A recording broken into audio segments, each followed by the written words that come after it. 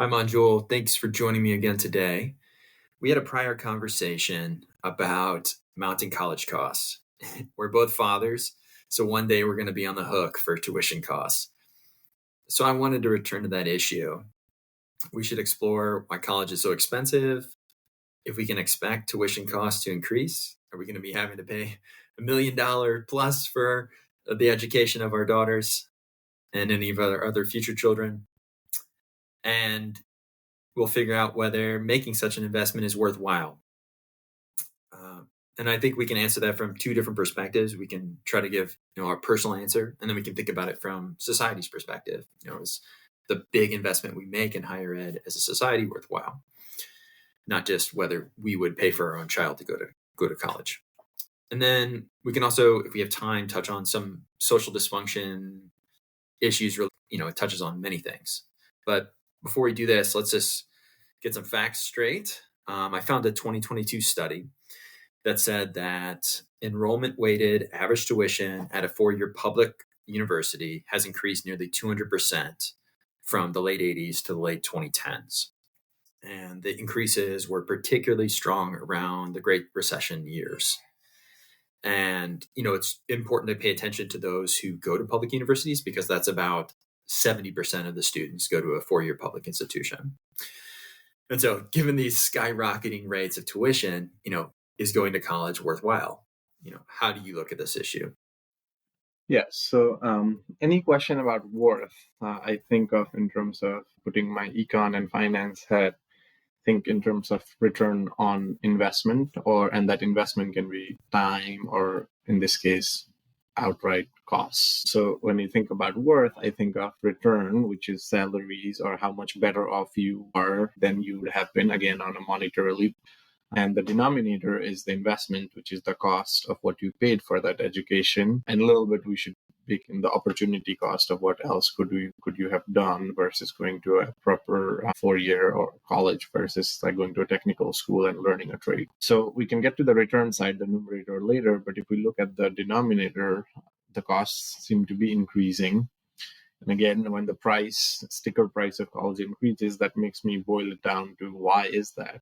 Supply and demand. So supply, it seems, cannot increase at the same rate as one would expect elsewhere because of this education cartel system where accreditations of universities are given by existing universities. If anyone attempted to say like, hey, prices are going up, this is an attractive industry, let me start a new college today, seemed like based on this setup that we have, that it would be virtually impossible, if not very uneconomical. Then if we look at the demand side, given all kinds of federal incentives, and recently there was toss of debt forgiveness and stuff like that, and there's every incentive or rhetoric making people want to go to college, which is the demand side. So the demand is increasing where supply is not increasing at the same rate, which leads to prices going up. Now, that made me think, wait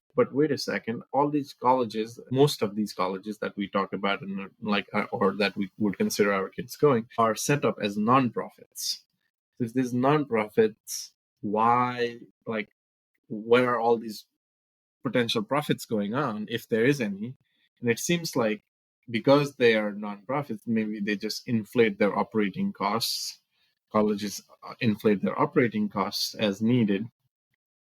And then you can show a profit of zero, but you can have costs like administrative bloat. We should talk about that a little deeper, where administrative staff at colleges are now on par with this number of students. In fact, yes, the college I went to could probably also qualify on the same basis. I haven't looked at numbers, but we know Yale and Stanford were cited as examples where administrative staff numbers is higher than that of the number of students, which just to me is crazy.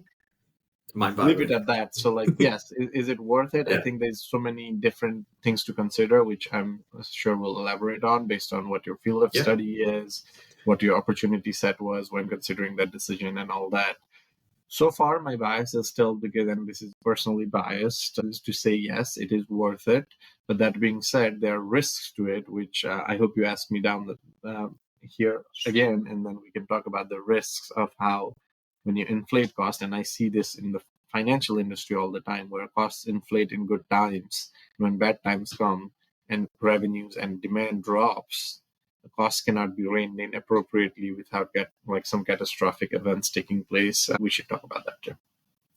Yeah, you raise a lot of great points. I think the big one is the fact that the accreditation system and the prestige of a college degree create this incentive for existing institutions to, you know, stay entrenched, keep enrollments where they're at. Harvard hasn't decided to let in thousands and thousands and thousands of more students, even though the population has grown over time. And conceivably, they could take every student in the country who has a perfect SAT, ACT, and perfect 4.0 GPA averages, and they could still inflate their rolls way higher.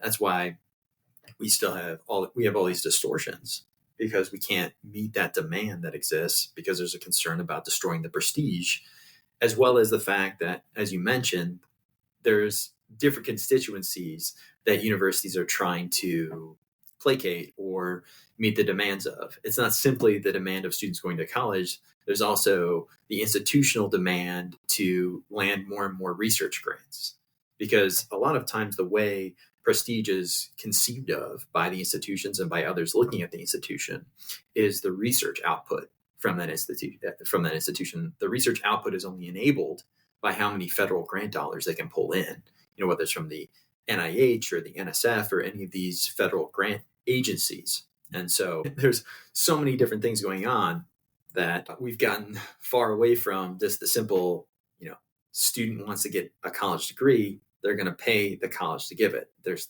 so many more things happening in this situation. And so it's kind of impossible to think about how we would come in and fix a situation. And we're kind of still stuck with the fact that we have to get college educations if we want to expect to earn higher wages, get good jobs, build wealth over the course of our lifetime, also enter sort of the social and cultural milieu of the people that we would like to associate with. And so there's this trap we're stuck in. And we also want to use college to be a way of improving social mobility.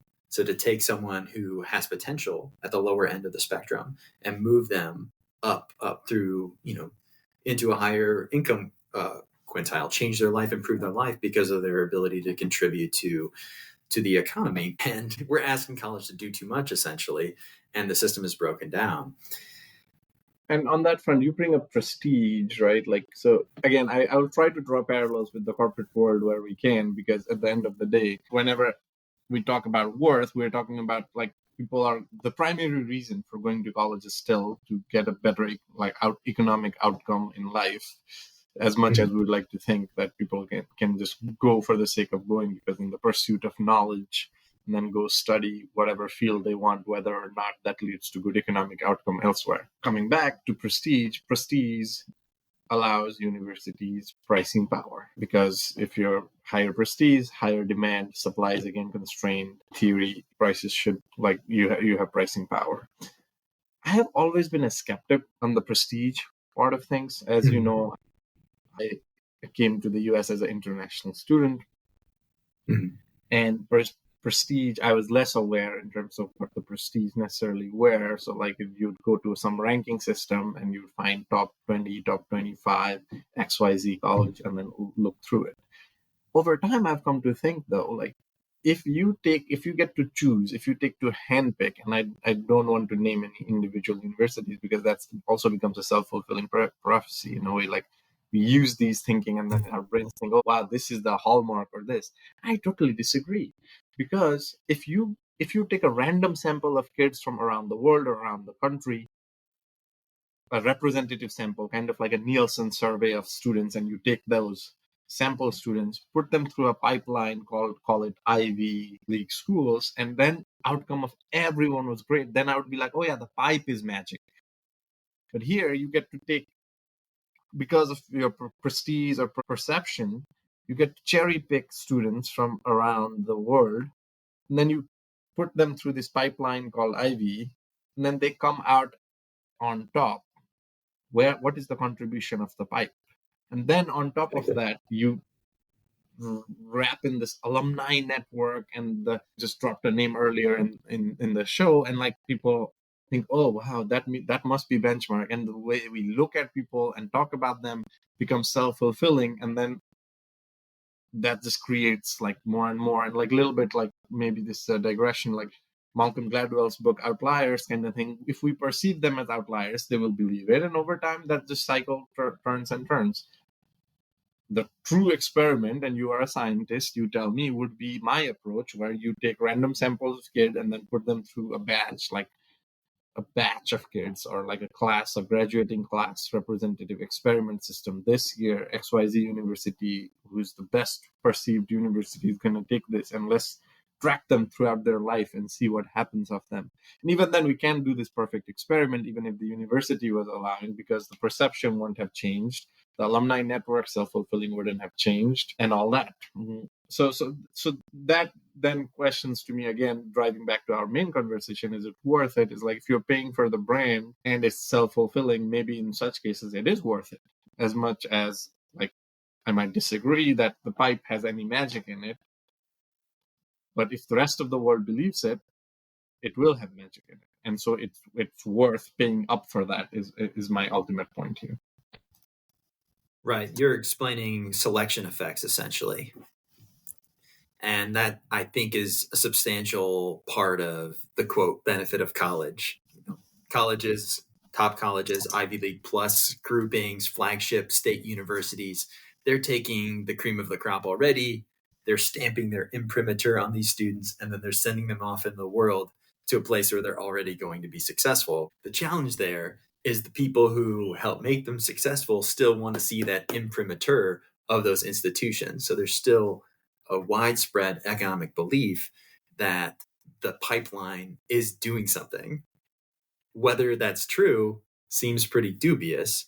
There is this George Mason economist named Brian Kaplan, who's wrote a book called The Case Against Education. And he makes the case that the entire value of a college degree that provides the wage and wealth premium and these, non-material benefits, such as, being parts of nice networks and having, healthy cultural values and so on, are all fundamentally down to the signal that that college degree contains. And, he makes this case by looking at how much has the student learned from 18 to 22. And they say that it becomes increasingly hard to show that students really have learned anything. Now, I think there's some merit to this argument. I think there's also some issues with this argument too, because I think I learned some things going to college, and I went on to do graduate work as well. I think I've learned some things in there. The true economic value of those things, I don't know, may be difficult to measure. So I do think a substantial portion of the college benefit is selection, and some of it is people are learning some things. And then there's also the element of the network benefits. So I do think we have good evidence from researchers like Raj Chetty, who's a famous economist, that show that the concentration of people who are smart, successful, have material wealth, being close to those groups, if you're someone who isn't already there, does provide a real benefit. So that what enables economic mobility is essentially being able to be close to the people who are doing very well. Yeah, and so if and you think about on that front, way, I've always adaged to, sorry to cut you off there, is like just summarizing, like in other realms of life, like you are the average of your friend group in some way. Like there's a saying that goes along those lines, and not necessarily just on economic, but in maybe political spectrum and other things. And like if you only surround yourself with one friend, it's hard for you to always be different if you're truly talking friendship in that way. Same thing on economic scale as well. And so, yeah, there's this intangible hidden benefits resource to be able to call upon someone, like, right? Like at one point I used to say, like, if like I really need to, like as a researcher, if I really need to understand X, Y, like any topic or anything, I have friends or in my networks, if I go to my LinkedIn and like type up any company, more than likely I have a contact in that company, or at least within one layer of the network, if not direct. And those are intangible, subtle benefits. But driving back to the cost equation again is like, what is the meaning, the relative value? If we look at life from a relative value, again, opportunity cost keeps seeming to be the theme in every topic we address, and like probably for the right thing. if, for example, let's take a pause and let's put some like theoretical numbers, like public education, private, different. Public education, $100,000 for 4 years, and before that, hopefully you like it's like 3 years you went to public high school as well. Private much more, maybe almost 3 times more for private liberal arts, like cost of education by the time like it's like 3x ish, depending on the location and all that. So if we take that $300,000 number, right, treasuries like risk-free rate is 2%. We are having a different conversation versus theoretically, if the risk-free rate goes to 10%, it's not the case today. Then the equation changes based on what else is happening, because prices in colleges are never like not necessarily coming down. Like people say inflation is coming down and all other things associated with it. Once the price is up, rarely like have we seen them come down per se. Maybe on real terms, maybe like they decelerate, but the nominal sticker price same. So like what else can you do with that money is one thing. And the other thing is, if everyone chases education, a formal education, a degree, like for a minute, let's say everyone in America wants to be a computer engineer because it's the most well-paid job in AI world. You know what? Jobs become more lucrative. Plumbing, electrician jobs, because no one else is doing it. Imagine you are the only town of 50 people or 100 kids that produces the plumbers for all of America. One for every state. Of course, I'm taking this to extreme. You can charge whatever you want. You can only service the top 2%, and you would be doing better than those computer engineers. And like, I know now you're going to take us to the Baumol effect based on this line of reasoning, and we can maybe that's a good area to go into now. Yeah, I mean, in a lot of ways, you're sort of explaining it. I mean, so the idea here of the Baumol effect is that it technically is the cross-elicity of demand, price of related goods affect good of interest, blah, blah, blah, right? No one's going to understand that. But the point is that... idea is like, yeah, if your budget on one thing, like if food prices go up or energy prices, if you have to fuel your gas, you have less amount left to spend on discretionary things, so you will do less. And then now translating that in the labor force, correct me if my understanding is not correct, but like, yes, as more people leave one industry in pursuit of others, those who do not leave are more valued and can have a little bit of a price increase despite any increases in their actual labor productivity. Yeah, so the way I understand it is essentially the Baumol effect is basically a labor market distortion in the broad service sector. And so one sector of the service economy or somewhere else in the economy is seeing increases in productivity. And so these parallel sectors are not seeing this improvement in productivity, but these parallel sectors still have to raise what they're paying for their labor simply because of the labor competition that exists between the different sectors. And so all these things are increasing in price. And so like housing or healthcare or college education or childcare, even though there's nothing that's fundamentally changing about how those services are provided, simply because there's productivity improvements in other sectors of the economy. Manufacturing, like the cost of your TV is lower, so there's more discretionary income from how much you used to pay for your TV versus today. This iPhone that we have might seem expensive, but to get all the functionality in the nice, you would need a separate radio, separate camera, and the cost of those all combined would be much higher. Exactly. So so I'd like to take that idea and extend it as a metaphor for explaining why, some of the Baumol effect explains college costs in general, but I also extend this to explain the distortions that are occurring in higher education generally, and explain it as cost disease, or some people call it cost disease socialism, where, we've talked about a little bit, there's essentially this cartel that already controls supply, but then there's this social policy that is trying to push demand. And the demand for this good is already a bit inelastic anyways. And so this creates this vicious cycle of prices, and we're all trapped in it.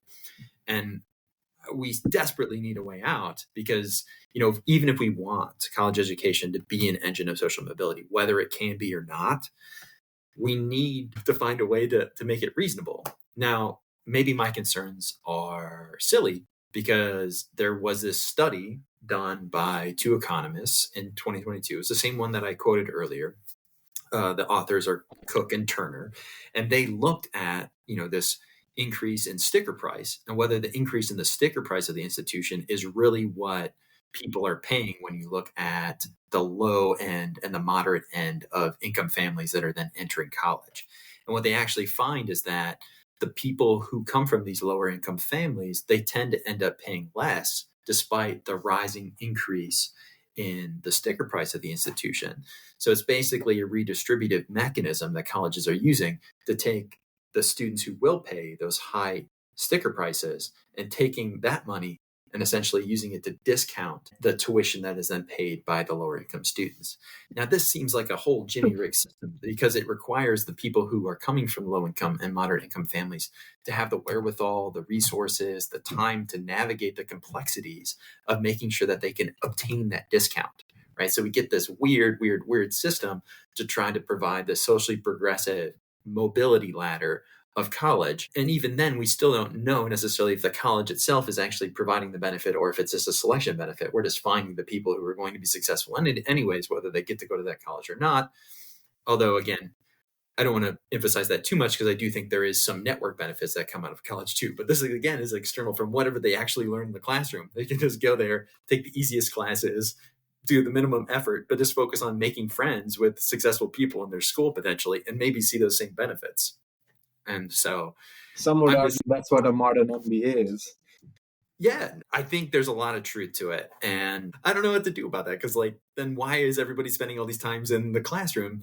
Shouldn't they just be paying to be part of some sort of social networking organization? And then the social networking organization does some sort of screening to determine whether you belong in this network or not. It's like, it just becomes like a fraternity system or sorority system or like elite club system instead of an actual school. It's like these things should be divorced from each other. Just like we briefly talked about in a different conversation about how much sports has been embedded into our culture. Well, sports has also been plastered onto institutions of higher learning. I mean, there's historical reasons for this and so on. But now we essentially have, especially with college football, these professional athletic organizations stapled onto these institutions of higher learning so that if you go by each state, whoever the head coach is at the flagship state university is typically the highest paid state employee in the state, right?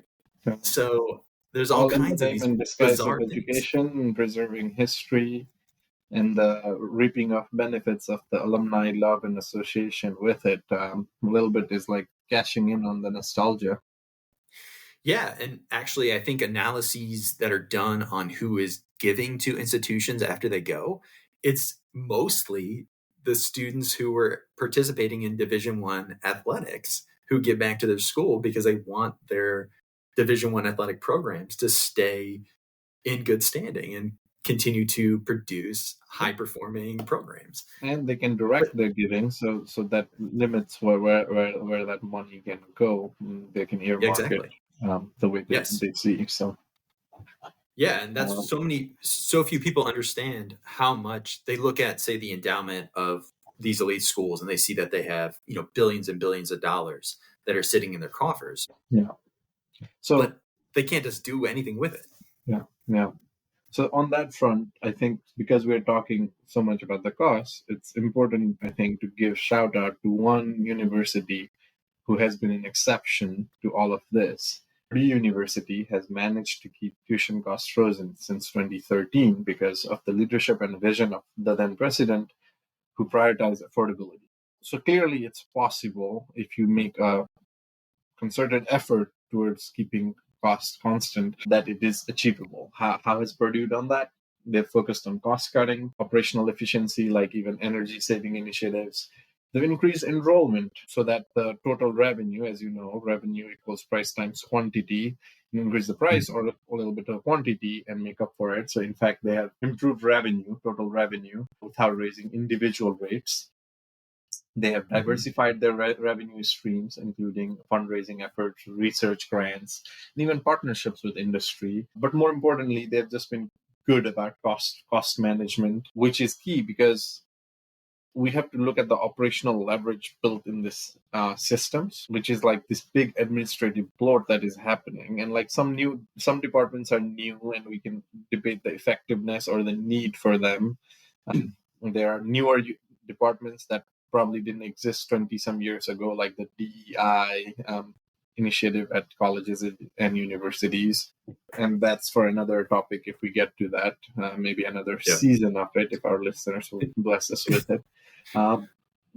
But some of it is just like layers and layers upon administrators who are far removed from the day-to-day activities and are maybe effectively serving a very low amount of student body. What is the need for that? And again, like any administrator listening to this, like we're calling out those that could be automated with software even these days. I know when I was in college, there were departments that basically were paper pushers, like of student budgets, where their own budget would be more the budget of the students, where like if you implement a software, that whole department can be like gone, and like once it seems to me, and might correct me, but once you're hired in a college system, it's that much difficult to get fired. It's not like, if people are thinking of this as an investment, should these be run as corporate, like in a way, like a, not exactly like a corporation, because I'm sure there's downside of doing that too, but at least with that kind of cost focus and ROI focus, even from the university's point of view, so that any profit then goes back to your own operate like endowment or goes towards reducing the cost. So it's this ecosystem that kind of can self-sustain without extraneous reliance upon endowment returns. What if endowment returns suck for like a few years in a row? What are you supposed to do then? What if demand? One interesting thing, Stetson, like is important to address here is like, if you look at the demographics, kids who weren't born in the financial crisis 2008 2009 timeframe would be the ones going to college in the near future. Yes. And that time, because of financial distress, is like a little bit of a missing not quite like as a missing generation per se. There's this swath of demand, that lower demand, that universities are likely to see in the next few years. Colleges kids that would have been born but weren't born because of financial crisis in 2008 2009.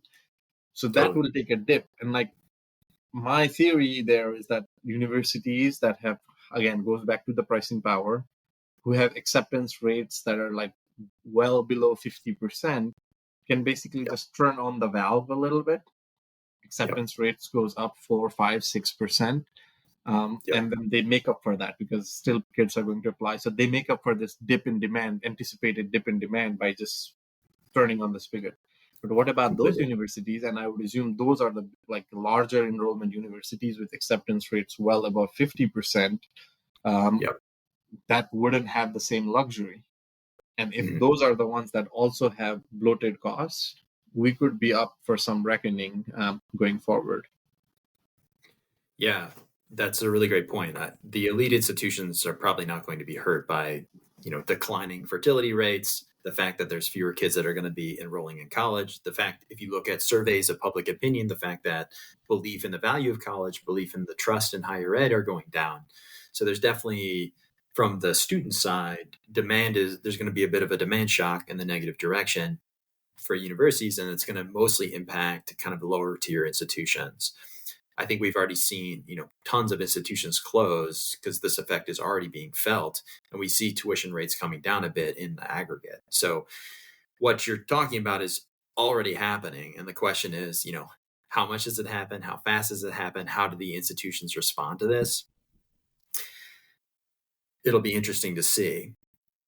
But returning to the administrative question, because I think we both harp on the administrative bloat question a lot.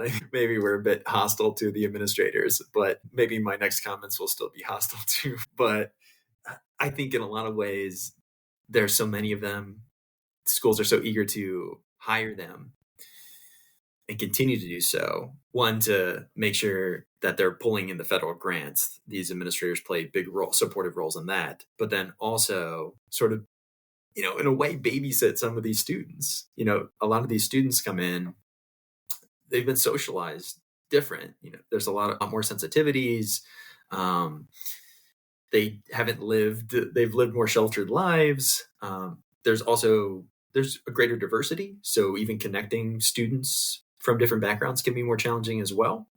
And so they're doing a little bit of a babysitting, sort of like massaging the social tension situation, trying to keep things tamped down, flowing smoothly. I mean, we just saw, in the past spring, a bunch of protests across higher ed that roiled the whole system. I mean, I don't even know how many college presidents and deans have been either resigned or fired over the last year. I mean, it's been tons. I think just yesterday or a few days ago, we're dating the podcast now, I think the president of Columbia resigned, Yeah. right? So I think administrators are doing this. Now, the question is, why do students need this? I mean, there's sort of an expectation that when people go to college, they're going to get like this resort experience, this sort of fantastical campground adventure experience with, people who are like them or interesting people who are not like them.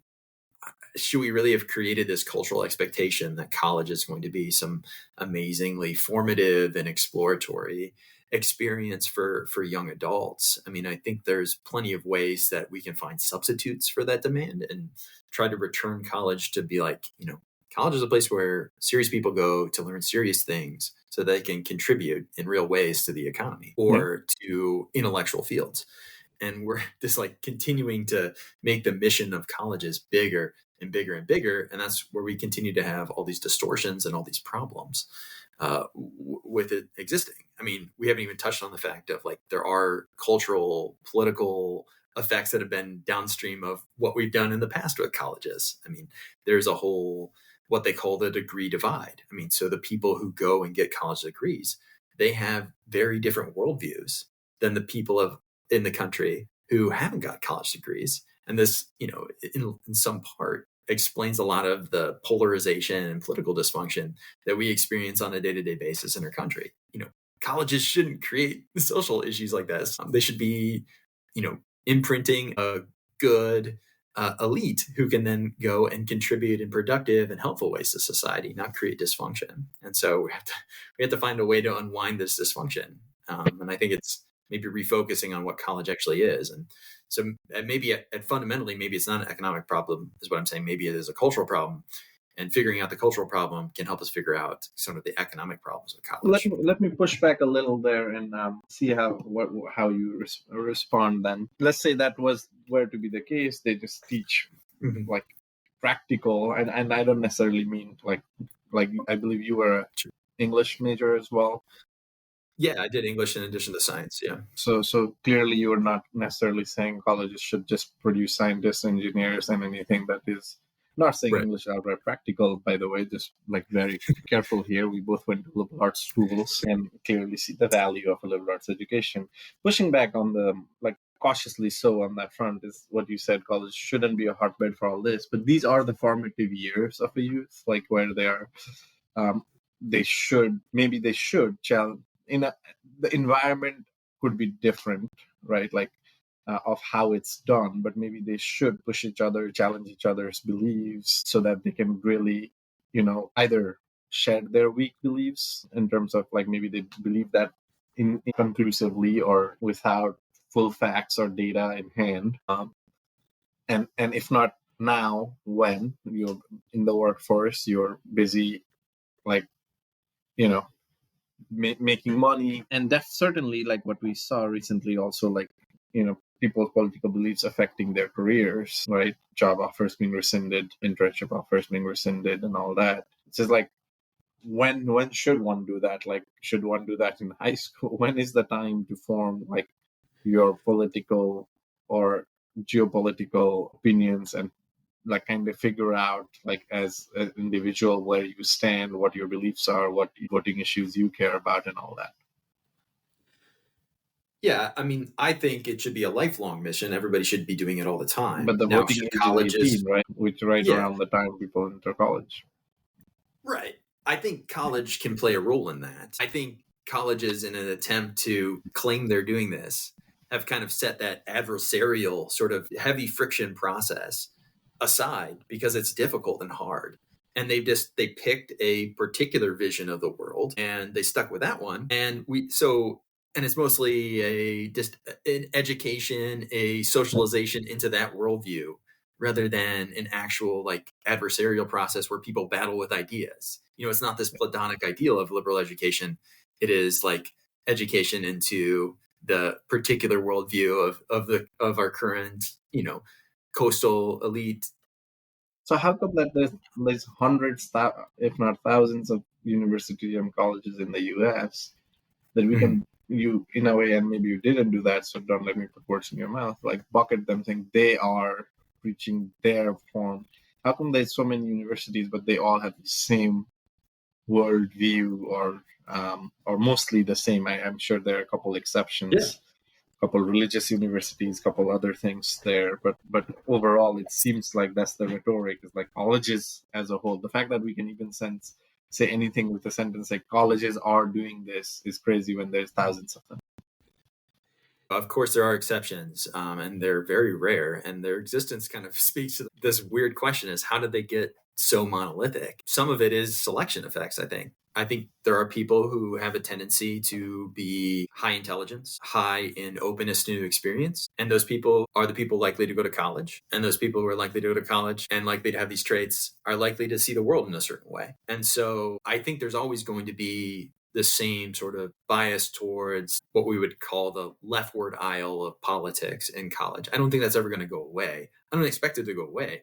I'm saying that if we do want college to be this place where people develop formative identities, which it probably will just by the fact that they are young people at this time, we should try to make it an adversarial process instead of, I think there's been mechanisms, through administrative hiring, administrative policy, just like a culture that's been hostile to approaches like this that have then prevented these ideas being challenged from other sides. Which is Now, there interesting are because in the population there's a mix of all kinds of people. That's why elections are still, at least in the last few years, have been tightly contested.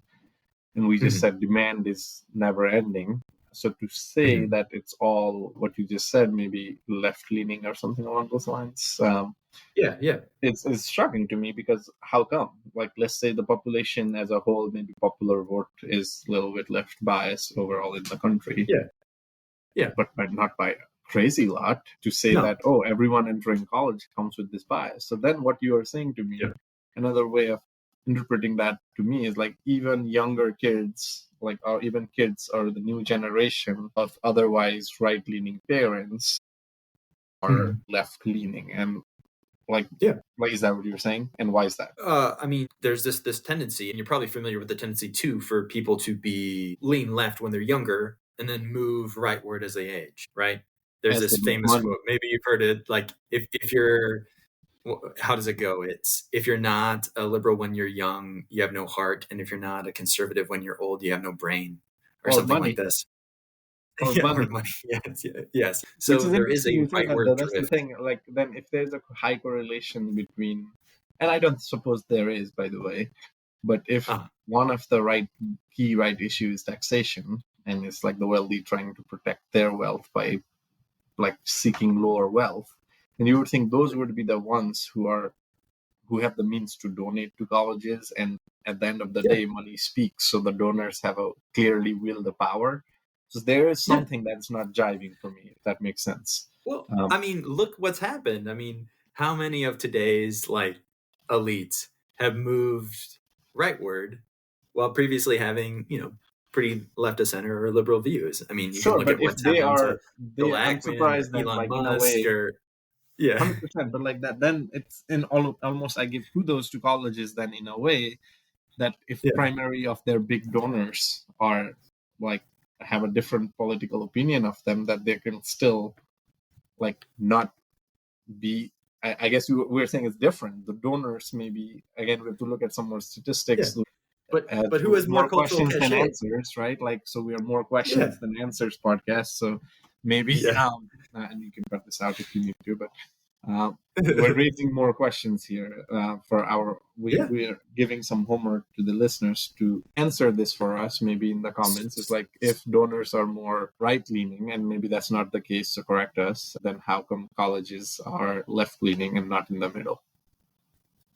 So I think the donor breakdown is probably, actually it probably leans a little bit more liberal, actually. I mean, a lot of well-off elites are still liberal leaning themselves instead of conservatives, but there is still maybe the extreme, there are some outliers to this, or there is like a strong, counter elite there as well. But answer two questions for me. How many people do you think have a 4-year college degree in America? I want to know what's your gut level. I've not done this work, so this is you put me at risk of how many people. So like clarify the question. As of current population, that there's 18 and older. Total. We have to say 18 and older, though, right? By definition. Yes. What is adults? Like what age is adults? Put it as of 25-year-olds and above. So they would have had time to go exactly. to that if they had gone to college, they would have had the opportunity to. In today's population, I would say upwards of 40%. Yeah, that's close, but I'm pretty sure that's high. I think if you take I see. Yeah, okay.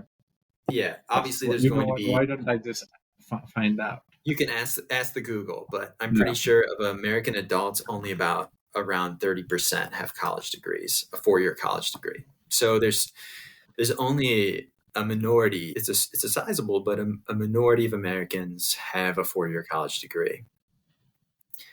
And so I think, according to most recent data, approximately 41% of American adults.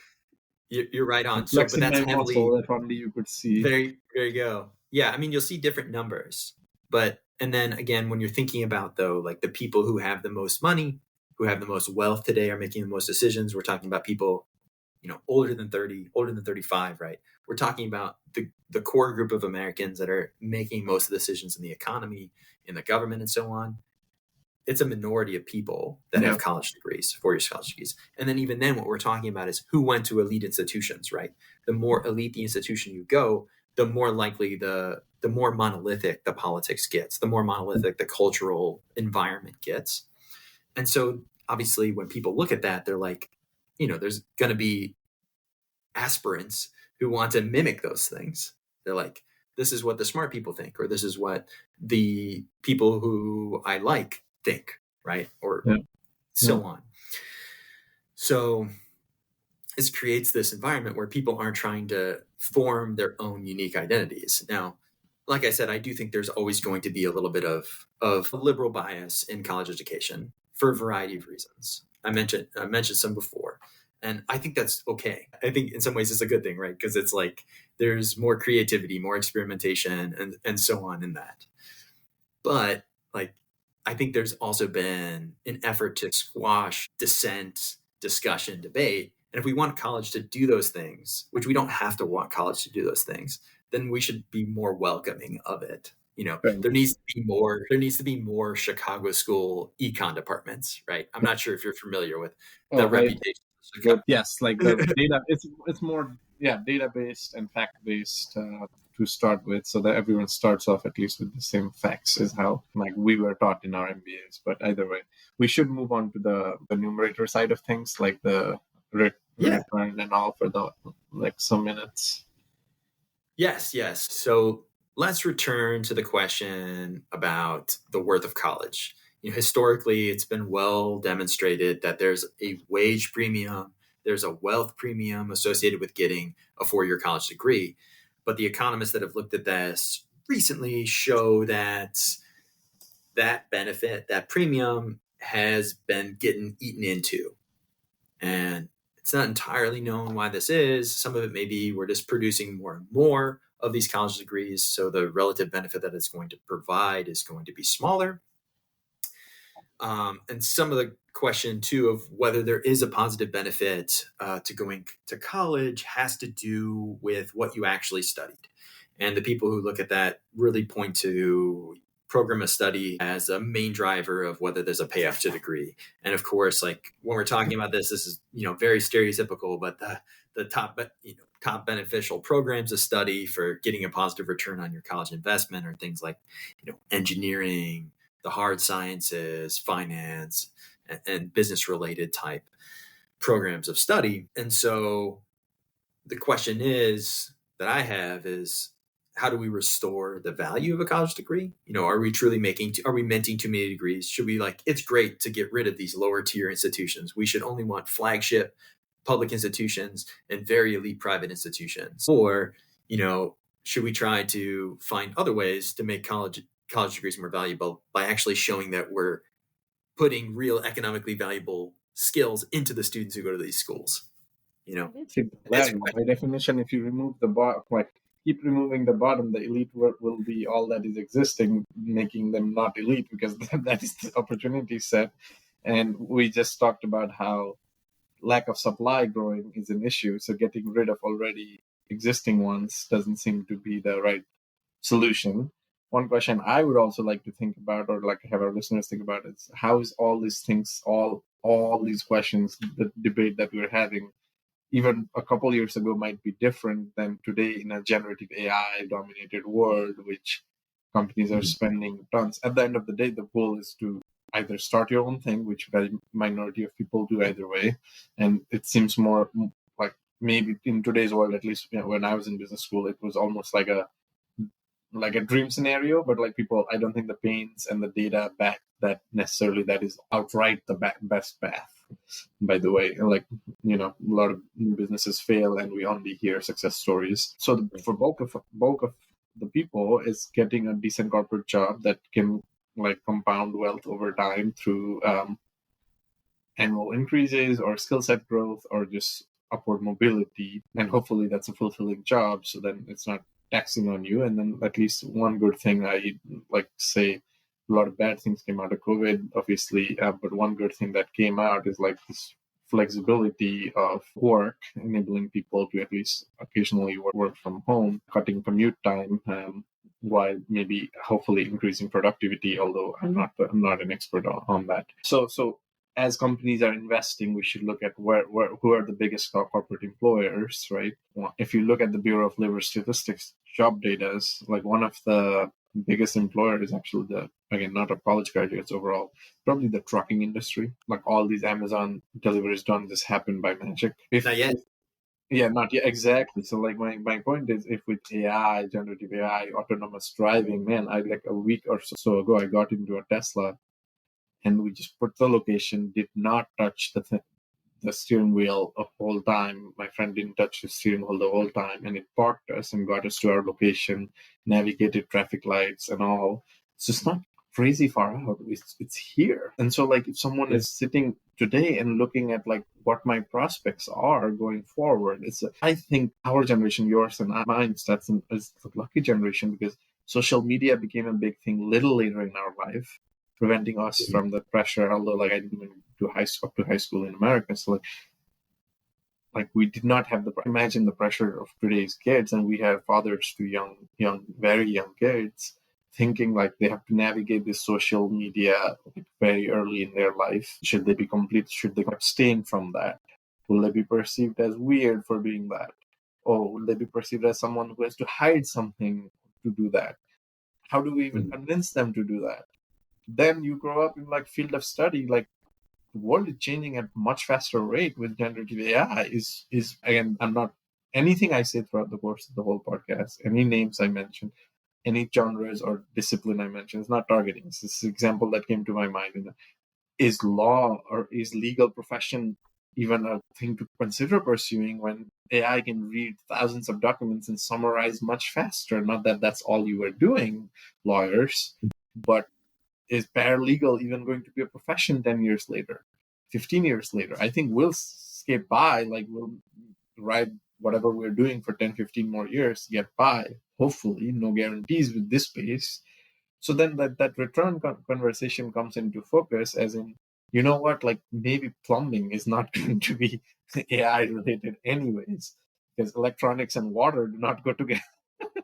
Maybe everything is a big maybe. Yeah, I think these are all great points. The economy changes very fast. For instance, the type of work that I do didn't exist really even when I was a child. The technology that it's premised on is, an invention of the late aughts, early 2010s. But there's going to be all of these regulatory factors that bar sort of the disruption from artificial intelligence type technologies. And there's always a lag in terms of their implementation. And even then there's all this, adjustment to using the technology now that it's made things easier in some way. And so hopefully there are productivity gains from that.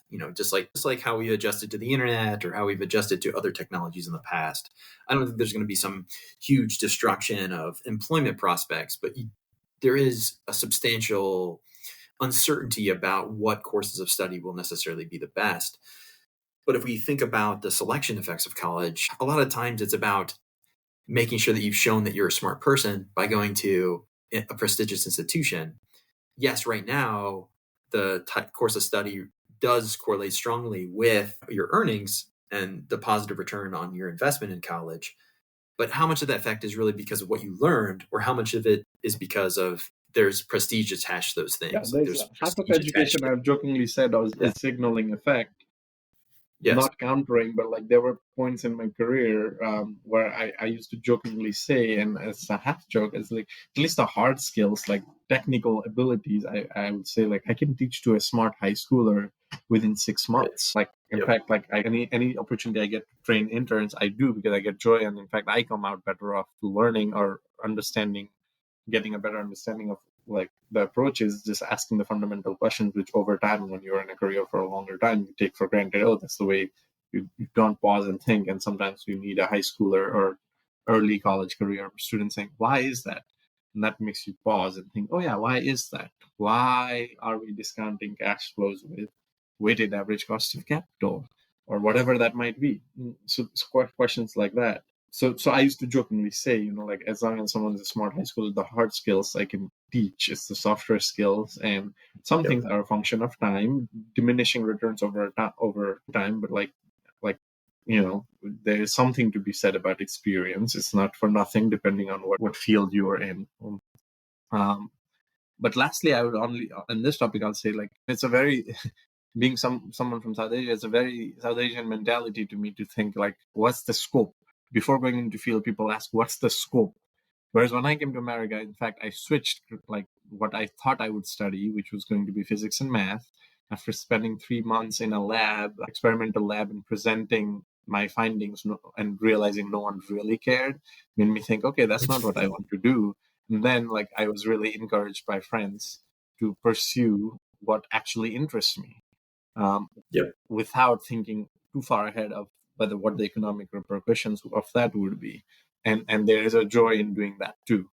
And that's a luxury. Like if like you can afford, it's like if your food, clothes, shelter, and that's taken care of, or you think you will never be without those, maybe it's just pursue what interests you, and being top 10, 20 or 20% in your field will be enough regardless of what you do. Yes. But yeah, I believe so that. overall conclusion, Yeah, it's something I would answers believe. is like, for me, the verdict is yes, college is still worth it, answer wise, but we should try to control the controllables, which is the cost side of things, making it, as a society, I think we'll be better off if more people have access to it. Whether or not they choose to do it is their own decision. Yes. Accessibility to more people or more swaths of the population, which is a more of a cost thing. So denominator is almost more important than the numerator in this case for me. Yeah, I think I largely agree. I hope, though, higher ed sees a lot of disruption, a lot of changes, a lot of improvements, of course. I think there's a lot of room for these things. But overall, they're still providing a positive benefit to individuals who go and to society at large. We just have to think more critically about how to hone it down to just maximizing those benefits and cutting down on the externalities.